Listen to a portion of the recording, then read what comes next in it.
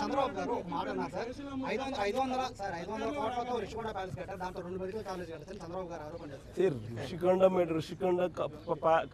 రిషికొండలో నువ్వు చెప్పి hotel resort కార్యక్రమం ఏదైతే ఉందో 230 కోట్లు 240 కోట్లు అది పొద్దు విశాఖపట్నానికి నిజంగా ఆనిముత్యంగా ఉంది. అదే చంద్రబాబు నాయుడు యోగా కోసం, యోగా గుర్తుందా, యోగా అనేది గుర్తుందా, ఒక్కరోజు ప్రోగ్రామ్ యోగాకు ఖర్చు పెట్టిందంటే 330 కోట్లు. 330 కోట్లు కనీసం నేనన్నా 240 కోట్లు పెట్టి బ్రహ్మాండమైన బిల్డింగ్ కట్టి విశాఖపట్నానికి తలమానికంగా ఉంది ఆ బిల్డింగ్. ఈ పొద్దు కూడా పోయినాను అనుకో, ఆ బిల్డింగ్లోకి ఎవరైనా పోయి చూస్తే విశాఖపట్నం అంతా పోయిన టూరిస్ట్ ప్లేస్ కింద అది కనపడుతుంది. అటు పెద్ద పెద్ద వాళ్ళందరూ దాంట్లో వచ్చి నేను గవర్నర్ గారు పోయినారు అనుకో, లేదా మోడీ గారు వచ్చినారు అనుకో, లేకపోతే పుతిన్ వచ్చినాడు అనుకో, లేదా రష్యన్ ప్రెసిడెంట్ పుతిన్ వచ్చినాడు అనుకో, ఎక్కడ పెడతారు? బ్రహ్మాండమైన రాజభవనం లాంటి బిల్డింగ్ అది 230 కోట్లతో కట్టినందుకు మాన్యుమెంట్ అక్కడ తయారైంది. వేరే ఇక్కడ ఒకరోజు యోగా,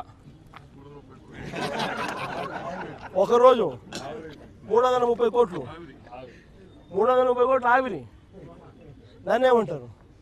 స్కామ్ కాకపోతే అది నా మాటలకి ఖర్చు పోయి, మా మాటలకి ఎంత ఖర్చు పెట్టాను ఒకసారి మీకు అందరు కూడా ఏ ఉంది కదా, ఒకసారి అమెజాన్లో పోయి కొట్టండి, ఒకసారి మ్యాట్ ఖర్చు ఎంత అవుతుంది, వీళ్ళు ఎంత ప్రొక్యూర్ చేసినారని చెప్పి చూస్తే 50% తక్కువ ఉంటే నన్ను అడగండి.